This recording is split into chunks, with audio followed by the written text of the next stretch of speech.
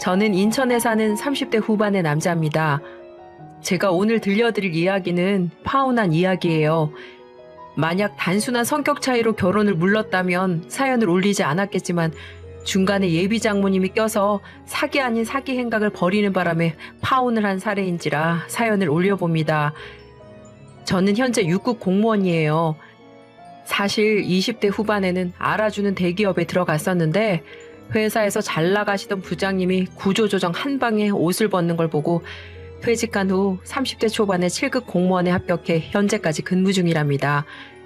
30대 초반에 공무원이 되어 근무하던 저는 걱정이 없었어요.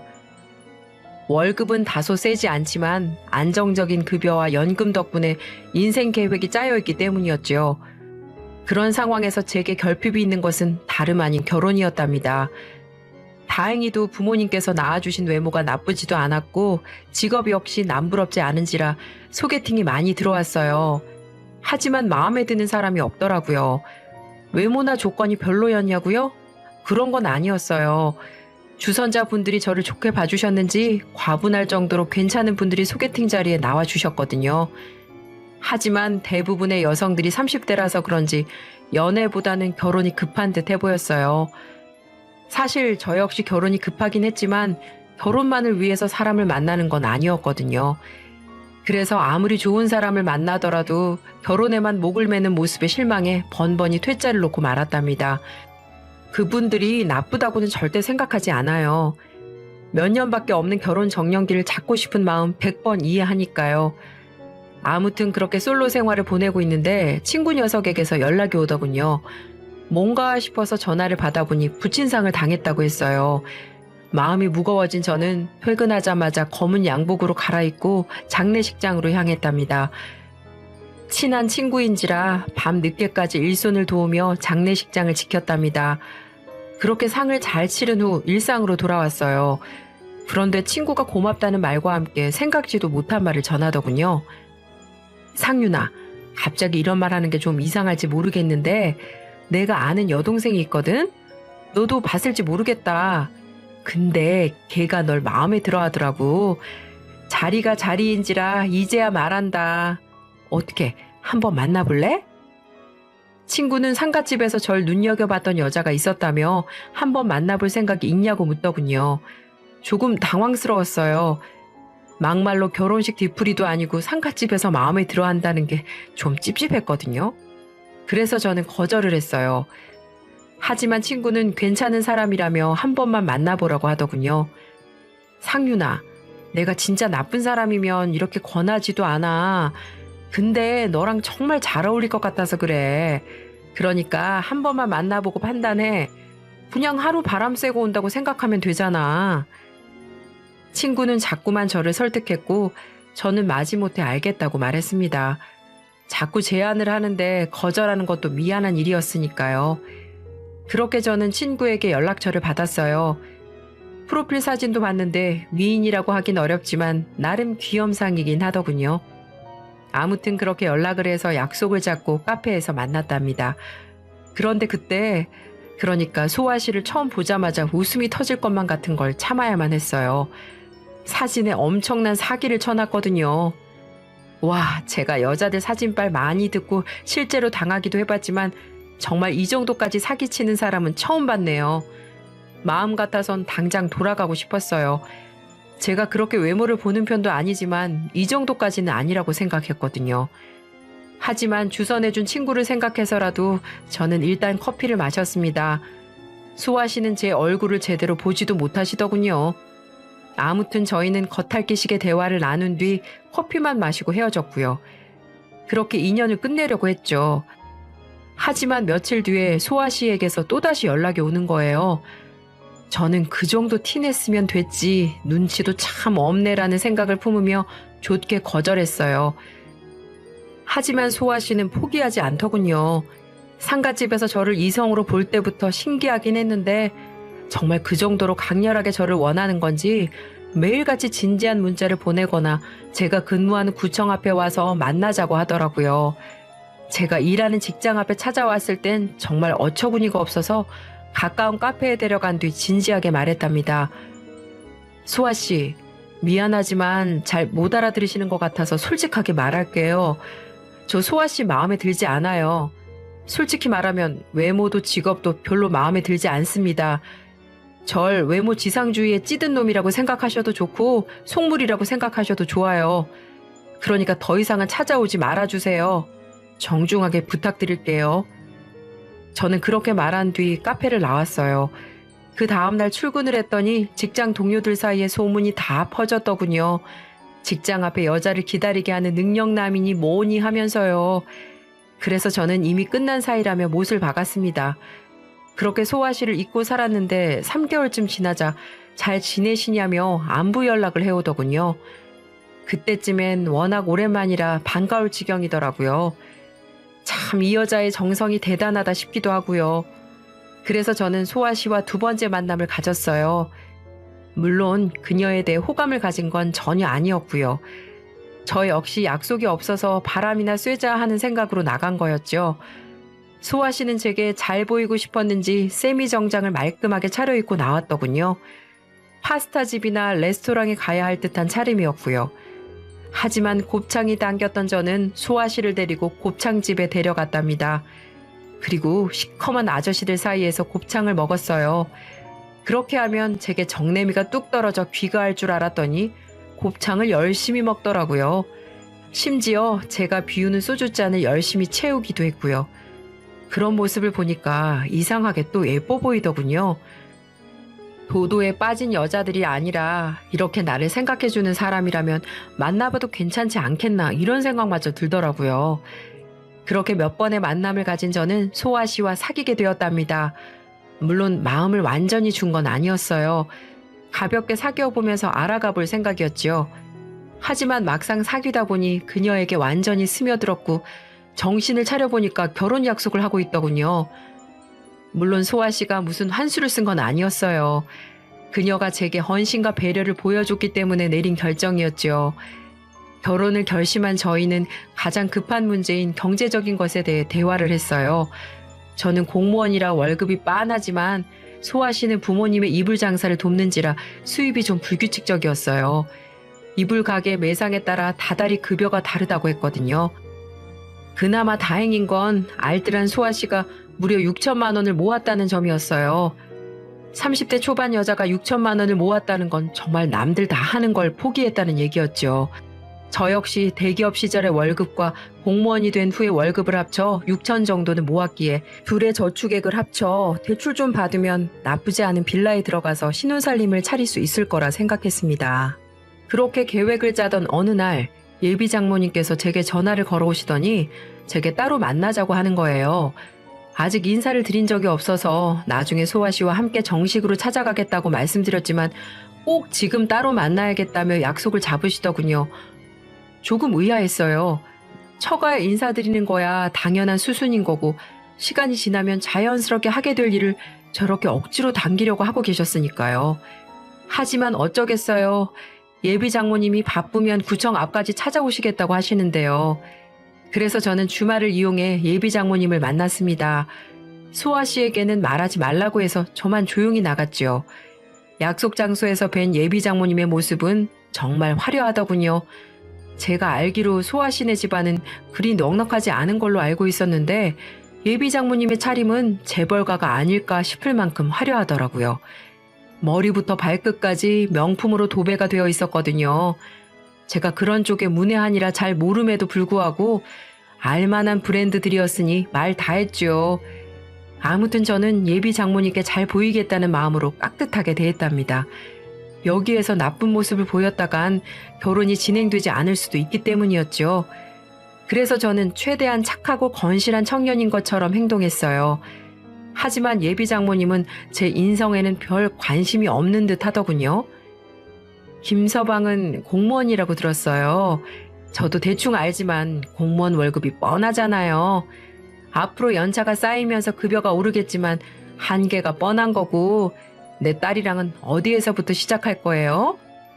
아무리 세상이 변했다지만 남자 쪽에서 집 정도는 준비하는 게 예의인 거 알고 있죠?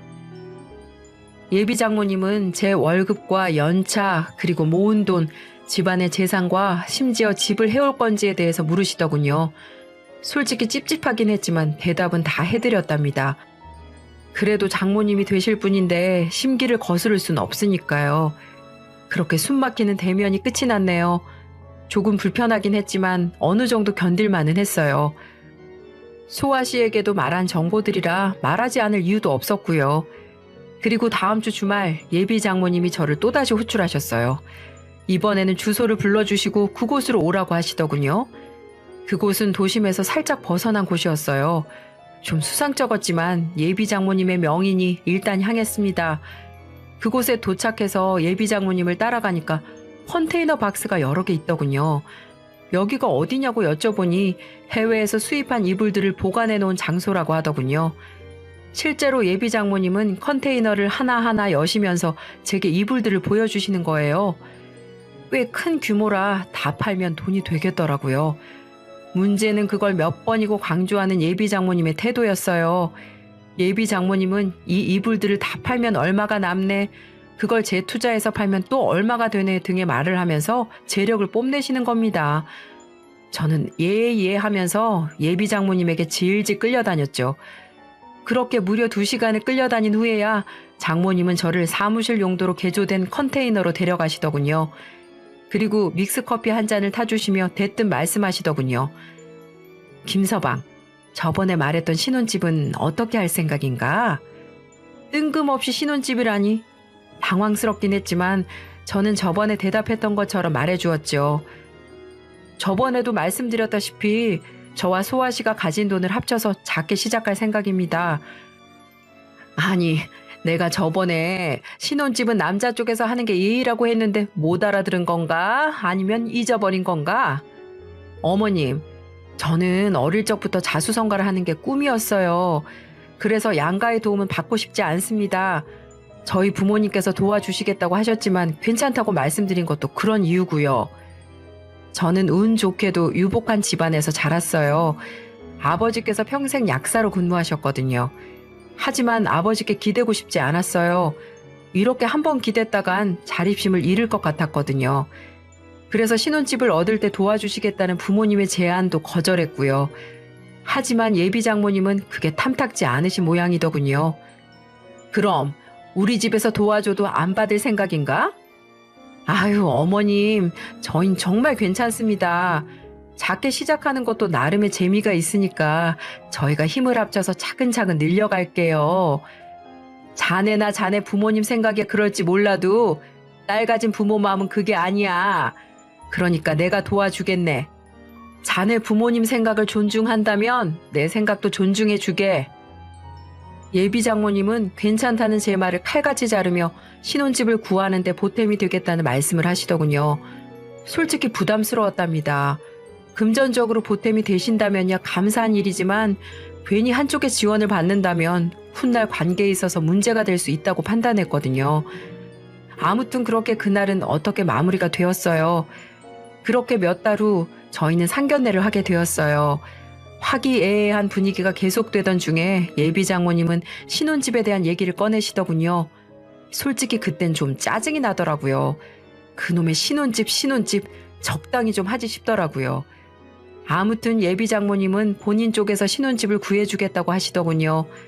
이야기를 묵묵히 듣고 있던 저희 부모님께서는 도움을 받고만 있을 수 없겠다며 1억 원을 지원해 주시겠다고 하셨고요. 기존에 얘기되지 않은 사안이라 조금 놀랐습니다.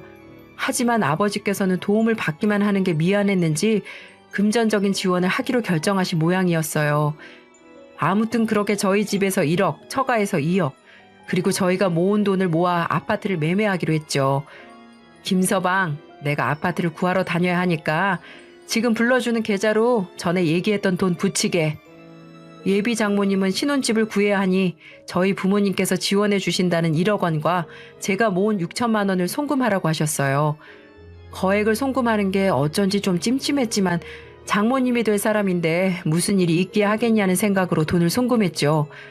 소아 씨가 모은 돈까지 총 2억 2천만 원이 예비 장모님의 손에 들어간 거였어요. 하지만 문제는 시간이 아무리 지나도 예비 장모님께 집을 구했다는 연락이 오지 않았다는 점이었어요. 심지어 결혼식을 한 달 앞뒀는데도 말이죠. 식을 올리고 신혼여행 갔다 와서 당장 들어갈 집이 필요한데 깜깜무소식이니 답답해지더군요. 그래서 참다 못해 예비 장모님께 연락을 드렸습니다. 하지만 예비 장모님께서는 집을 고르는 중이라 오래 걸린다며 금방 끝나니까 조금만 기다리라는 말씀만 하시더군요. 그렇게 저는 일주일을 기다렸네요. 하지만 여전히 아무런 연락이 없더군요. 그래서 한 번 더 연락을 드렸더니 김서방, 내가 구하고 있다고 했잖아. 자네 왜 이렇게 재촉을 하나? 내가 그 돈을 어떻게 하기라도 한다는 거야, 뭐야? 하면서 오히려 썽을 내시더군요. 그래서 저는 알겠다고 말씀드리며 최대한 인내했답니다. 그런데 결혼식이 2주가 남아도 연락이 없는 거예요. 그때가 되니 저희 부모님마저도 어떻게 된 일이냐며 뭐라고 하시더군요. 중간에 낀 저는 소아 씨에게 물었답니다. 아니, 어머니께서 구하신다는 집은 대체 언제 구해진다는 거야? 당장 다다음 주가 결혼식인데 왜 아무 말씀이 없으시냐고. 나도 모르겠어, 오빠. 나도 매일 묻고 있긴 한데 구하는 중이라는 말씀만 하셔. 그래도 조금만 더 기다려보자. 엄마가 그 돈을 뭐 어떻게 하기라도 하겠어? 아, 됐고. 그냥 우리가 구하든지 아니면 우리 부모님이 구하게 하시든지 해야겠다. 답답해진 저는 예비 장모님께 연락을 했습니다. 그런데 이젠 연락도 잘 되지 않더군요. 그렇게 한 10번을 연달아 전화하니까 간신히 전화가 연결되더군요. 어머님, 왜 이렇게 전화가 안 되세요? 집은 대체 어떻게 된 겁니까? 구하긴 구하셨어요? 아니, 구하러 다니는 중이긴 하신 겁니까? 저는 예비 장모님을 다그치듯 말했어요. 그만큼 마음이 급했던 거죠. 하지만 저와 달리 예비 장모님은 느긋하시더군요. 미안해, 김서방. 내가 열심히 구하고 있긴 한데 좋은 데를 구하려다 보니까 돈이 조금 부족해서 조금 늦었네. 이제 몇 천만 구하면 되니까 조금만 기다려. 정말 어이가 없더군요. 뭐 얼마나 대단한 아파트를 구한다고 그렇게 오래 걸리나 싶고요. 아무튼 저는 돈이 얼마나 부족한 거냐고 물었어요. 예비 장모님은 딱 3천만 더 있으면 된다고 하더라고요. 그래서 전 일단 계약금과 중도금만 넣으라고 했어요. 일단 눈에 보이는 뭔가가 필요했기 때문이었죠. 하지만 예비 장모님은 지인에게 구하는 아파트라 전액이 있어야 가능하다며 거절하시더군요. 답답했던 저는 부모님께 양해를 구하고 3천만 원을 빌려 예비 장모님께 또 송금했습니다. 이놈의 지긋지긋한 집 문제를 빨리 끝내버리고 싶었거든요.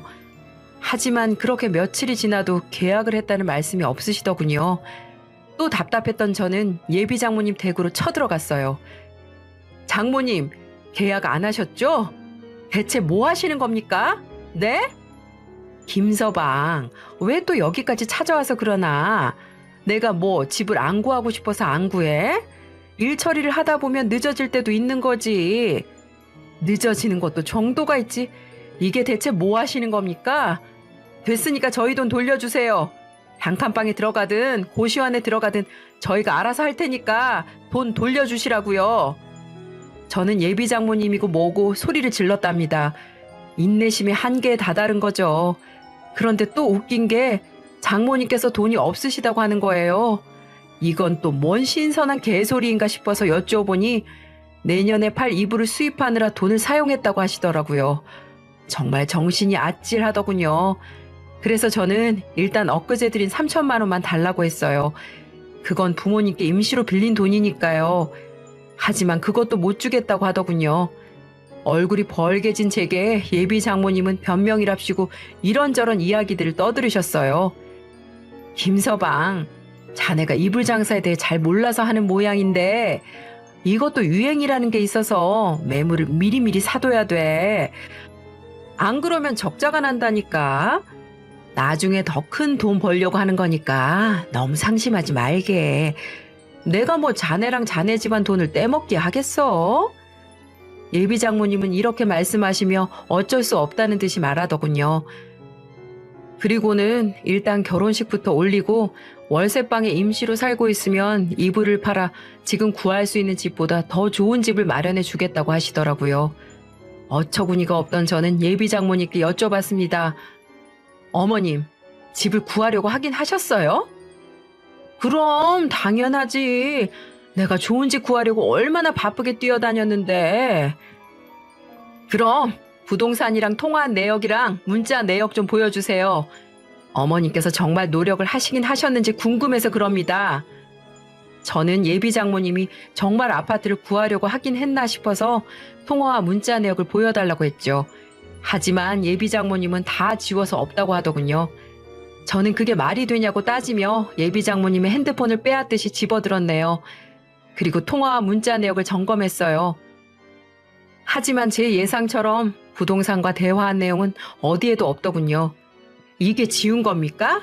지울 거면 싹 다 지우든지 부동산이랑 대화한 내용만 지울 이유가 뭡니까? 네? 말씀해 보세요. 입이 있으면 뭐라고 말이라도 해보시라고요. 제 말에 예비 장모님은 입술만 달싹이시더군요. 저는 그제야 깨달았습니다. 예비 장모님은 처음부터 아파트를 알아볼 생각도 없었다는 걸요. 속았다는 생각을 하니 분노가 치밀더군요. 저는 물론 저희 부모님까지 속았다는 생각에 우라통이 치밀었고요. 됐고요. 파혼합시다. 일단 사기꾼 집안하고는 결혼 안 하니까 파혼하자고요. 저는 파혼 선언을 하고 처가에서 나왔습니다. 예비 장모님은 뻥찐 상태였고 소아 씨는 저를 따라 나오며 엄마한테 사정이 있어서 그래. 내가 다 설명할게. 라고 하더군요. 그래서 화가 났던 저는 너도 알고 있었지? 전부 알고 있었잖아, 이 사기꾼아. 똑같은 것들끼리 핥아주고 아주 난리 났다 난리 났어. 그냥 사라져. 썩 꺼지라고. 라고 말하고는 처가에서 벗어났어요. 이 사실을 안 저희 부모님도 가만히 있지 않았습니다. 평소 인자하시고 어디서 큰소리 한번 내본 적 없던 저희 부모님들이었는데 제가 울먹이면서 파혼을 선언했다고 말하며 그간에 있었던 일을 상세하게 말씀드리니까 감히 우리 아들 가지고 장난친 거냐며 이런 사기꾼 같은 집안은 가만두면 안 된다고 말씀하시면서 곧장 전쟁통에 나간 듯한 비장한 마음을 갖고 장모가 있는 이불 가게에 쳐들어가셨답니다. 아줌마가 내가 준 돈 1억, 우리 아들이 준 돈 6천만 원, 그것도 모자라 나중에 한 번 더 준 3천만 원, 이 돈 가지고 장난쳤다는 게 사실이야? 어디서 사기칠 게 없어서 아줌마 딸 결혼 자금 가지고 사기를 쳐? 그러고도 당신이 사람이야? 아직 세상이 얼마나 무서운 줄 지금껏 모르고 살았던 것 같은데 내가 오늘 그 무서운 거 알려줄게. 하시면서 아버지는 장모님의 뺨을 후려치셨답니다. 그러니까 장모님은 뭐? 아줌마요? 예비 사돈 될 사람한테 아줌마? 그게 무슨 말버릇이에요? 듣기에는 교양이고 성품 좋으시다고 들었는데 말하는 꼬락서니 보니까 다 거짓말이었네. 어쩐지 생긴 것도 어디 시장에서 고기나 썰 줄 아는 백정 노인네처럼 생겨갖고서는 감히 누구한테 아줌마래. 그리고 내 뺨을 때렸다 이거지? 뭐 나보고 세상 무서움을 알려준다고? 내가 그거 오늘 알려줘야겠네. 요즘 뺨 한 대 값이 얼만 줄 알아? 아무리 적게 받아도 200만 원이야. 그건 알긴 아냐고. 요즘 장사도 안 돼서 골치 아픈데 오늘 땡값 제대로 받아봐야겠네. 어디 돈 많으면 때려봐. 어디 때려보라니까. 왜? 땡값 물기 무서워? 왜 못 때리는데? 거봐, 때리지도 못할 거면서 말은. 이렇게 하면서 아버지를 살살 쪼개가며 비웃으며 놀리는 겁니다. 정말 어이가 없더군요. 너무 화가 난 나머지 땡값에 수백 수천을 물든 제가 아버지를 도와 그 장모라는 사람을 한 대 쥐어 받으려고 했어요. 그렇게 제가 나서서 손을 들려고 할 찰나에 제 몸을 막아서며 저 대신 싸대기를 날리는 사람이 있었으니 그 사람은 바로 제 어머니였습니다. 너무 깜짝 놀라 멍하니 어머니를 바라봤어요. 어머니는 제가 지금껏 살아오면서 제게 웬만해서는 큰 소리 한 번 낸 적 없으셨고 화도 잘 내지 않는 분이셨는데 이런 모습을 보니 놀랍기 그지 없었어요. 얼마나 그 소리가 큰지 짝소리와 함께 장모는 뒤로 나가 떨어지더군요. 야, 너 가만히 듣고만 있으려고 하니까 안 되겠네. 2억 가까운 돈을 사기친 사람이 어디서 그런 개 뼈다귀 같은 소리를 하고 난리야. 너 딸 하나 보내준 게 고마워서 결혼시키고 좋은 집에서 살라고 돈 보내줬더니 감히 우리한테 사기를 쳐? 내가 안 되겠다. 내 남편, 내 아들 대신에 내가 너 가만 안 둬야겠어. 넌 첫째, 내 품속에서 30년을 키운 내 하나밖에 없는 아들에게 큰 상처를 줬고, 둘째, 감히 내 남편에게 고래고래 소리 지르고 적반하장식으로 나와? 그럼 셋째는 뭐겠어? 넌 그냥 내 손에 죽어줘야겠지? 일로 와! 하면서 그때부터 일방적으로 장모의 머리끄대기를 잡고 흔들기 시작하더라고요. 장모는 요리조리 피하면서 야, 이거 안 놔? 이거 안 놓을 거냐고? 너 경찰에 신고하기 전에 이거 제발 놓으라고! 그래, 신고해라, 신고해. 너 같은 여자는 내가 벌금이 얼마 나오든 간에 홍군형 내줄 테니까. 장모는 힘에 부치고 무서웠는지 버선발로 이불 가게를 나가 도망가더니 직접 경찰에 신고를 하더라고요. 그리고 얼마 후 경찰이 와서 우릴 현행범으로 잡아갔어요. 참 장모라는 그 여자 하나 때문에 아버지, 저, 어머니 다른 차도 아니고 경찰 백차를 타면서 경찰서 행위라니. 그렇게 해서 우리는 경찰서에서 조사를 받고 늦은 밤이나 돼서 귀가할 수가 있었네요. 그 후 어떻게 됐냐고요? 경찰서에 다녀온 뒤 아무리 생각해도 이건 그냥 넘어갈 일이 아닌 것 같아 장모를 사기죄로 고소하기로 했습니다. 다행히도 아버지 친구분이 변호사로 일하시는 분이 계셨는데 특수통 출신 검사 경력 18년에 달하는 친구분이셨거든요. 저와 함께 아버지는 그분에게 찾아가 그동안의 일을 소상히 말씀드렸고 그분은 이 사건은 큰 사건도 아니라면서 큰 걱정 말고 경찰서에 가서 사기죄로 고소부터 하라고 하더군요.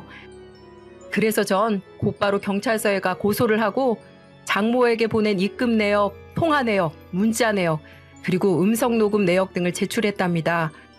그 이후 일은 일사천리로 진행이 되었어요. 역시 특수통 출신 변호사는 다르긴 다르더라고요. 그리고 2주 정도 지나고 경찰서에서 장모를 마주친 일이 생겼답니다. 자네 꼭 이렇게까지 해야 되나? 그래도 어쩌면은 내 사위 될 뻔한 사람인데 이건 너무 지나치지 않아? 내가 조금만 기다려주면 좋은 집 구해서 준다고 했잖아. 그걸 못 기다려주고 이 사달을 만들어? 이 나이에 경찰서나 다니고 있고 쪽팔려서 못 살겠네. 저기 장모님, 아니 아줌마, 아직도 정신을 못 차렸어요? 소아한테 미안하지도 그리고 소아가 불쌍하지도 않으세요? 소아가 무슨 죄예요? 그 사람은 부모 잘못 만난 죄밖에 없어요. 지금 얼마나 상처받고 힘들어하는지 딸 생각은 안 하시냐고요. 내가 정말 결혼은 웬만하면 하려고 했는데 당신 같은 딸 낳을까 봐 결혼 못 하겠네요. 그리고 얘기 들으셨는지 모르겠는데 곧 이 사건 검찰로 넘어가는 거 아시죠? 그 전에 저한테 사기쳐서 가져간 돈 주지 않으면 돈은 돈대로 어떻게든 받고 콩밥은 콩밥대로 먹여줄 거니까 그런 줄 아세요? 아시겠어요? 라고 말하며 그 자리를 벗어났네요. 그리고 얼마 후 장모는 정말 감옥에 갈 수 있다는 걸 실감했는지 저희 집으로 저녁에 찾아오더군요. 아무래도 그랬겠죠. 무슨 1, 200도 아니고 2억이라는 큰 돈을 가지고 장난을 쳤으니 저와 합의하지 않으면 감옥에 갈 건 뻔했으니까요. 그러면서 내가 잘못했네. 전화로 사과를 하면 진정성이 통하지 않을 것 같아서 이렇게 직접 찾아왔어. 사실 그 돈으로 다른 데 투자를 좀 했는데 그게 일이 잘 풀리지 않아서 빨리 집을 구해주질 못했네. 물론 날 신혼집 할 돈으로 투자를 했다는 것 자체가 참 말도 안 된 일이지만 주위에서 그곳에 투자만 하면 2배로 불려준다기에 그 말에 현혹돼서 그만. 정말 미안하네. 그리고 사부인 내외분께도 정말 죄송합니다. 세상 물정 잘 안다고 생각했는데 제가 정말 인생을 잘못 살았네요. 피해보신 돈은 내일 당장이라도 입금해 드릴 테니까 부디 너그럽게 용서해 주세요. 이 일 때문에 제 딸도 저랑 인연 끊겠다며 집을 아예 나가버렸어요. 전 딸에게도 씻을 수 없는 죄를 진 천하의 나쁜 년입니다. 그러니까 딸에게도 다시 한번 부모 노릇이라도 하게 용서를 해주십시오. 다시 한번 정말 죄송합니다. 이렇게 무릎이라도 꿇을게요. 라고 하며 오열을 하더군요. 그게 진심인지 아니면 연기인지는 모르겠지만 부모님은 용서해 줄 것도 뭐도 없다면서 내일 돈만 입금하면 고소를 취하해 주신다고 말씀하시고는 집으로 돌려보냈어요. 그렇게 다시는 겪고 싶지 않았던 결혼 준비는 막을 내렸답니다. 장모는 정말 다음날 돈 2억을 어떻게 마련했는지는 모르겠지만 보내주셨고 약속대로 저희는 고소를 취하해 주었고요. 그리고 이 일로 가장 상처받았을 법한 소환은 내게 미안하다는 장문의 문자를 남기고 좋은 여자 만나서 잘 살라고 하더군요. 그 문자를 받고 너무 가슴이 아팠답니다. 그래도 어쩌겠어요. 이미 엎질러진 물인데 그릇에 다시 담아둘 수는 없는 노릇 아니겠어요? 제 긴 사연은 여기까지입니다. 이번 일로 저는 참 많은 것을 배웠어요. 가장 큰 가르침은 연애와 결혼이 다르다는 것이고 아무리 처가가 될 사람들이라고 해도 금전적으로는 믿어선 안 되겠다는 생각도 들었죠. 평생 철저하게 살아오신 저희 부모님도 조심하면서 살아야겠다며 놀란 가슴을 쓸어내리셨고요. 아무튼 저는 앞으로 여자를 만나게 된다면 신혼집을 구하는 것이든 아니면 결혼식장을 구하는 것이든 전적으로 제가 주도해서 하려고 합니다. 만약 상대측만 철석같이 믿었다간 이번 일처럼 파혼을 하게 될 수도 있으니까요. 이 사연 들으시는 여러분들께서도 예비 시댁이나 예비 처가라고 무조건 믿지만 마시고 따질 건 확실하게 따져가면서 결혼을 진행하시길 바랄게요. 만약 그렇지 않는다면 저처럼 어처구니 없는 일을 겪으실 수도 있을 테니까요. 그럼 제 이야기는 여기서 마치겠습니다. 짧지 않은 사연에 이렇게 함께 해주셔서